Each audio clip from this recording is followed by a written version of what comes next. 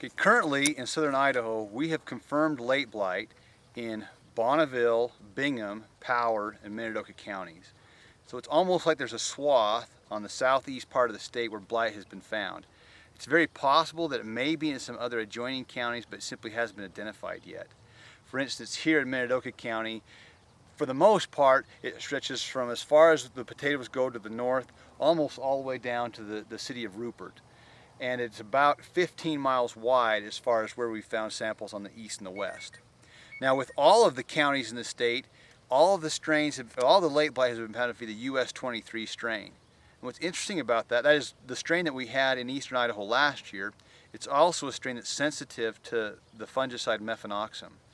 Mefenoxam, which is labeled as Ridamil and a few others, it is the only fungicide that we use on potatoes that is truly systemic, from the fact that by spraying it, say, on the top of the plants, it can be redistributed all the way to the bottom.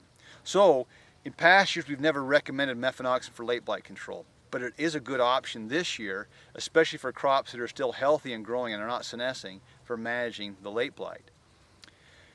For growers who are dealing with late blight, and especially I would say growers in any of the counties that are affected, they should be spraying on a 7-day schedule. Being at 10 to 14 days is just not long enough.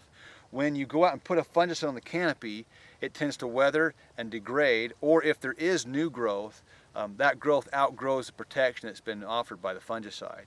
For growers who are spraying with an airplane, oftentimes they'll get a great concentration of fungicide on the top of the canopy, but it does require irrigation to redistribute that fungicide down through the canopy into the bottom, especially on the stems. Growers can also chemigate products, and that can be done effectively. With chemigation, you get a very good distribution of the fungicide to begin with, right from the get-go. However, the level of residue is often smaller or lower than what you get with an airplane. Both methods have been used successfully and can be done, but you have to keep those limitations in mind. If growers have blight in their area or are near affected fields, they need to be spraying every 7 days. If we get thunder showers, they need to limit that or reduce that interval to 5 days. And so for growers around areas where we have late blight, I think a 5 to 7 day program is advisable. That's what we would recommend, and they should do that until the vines are dead. So once the vines are completely dead all the way, then they have no more spores on top, and that's where it's going to be the source of where the tubers get infected.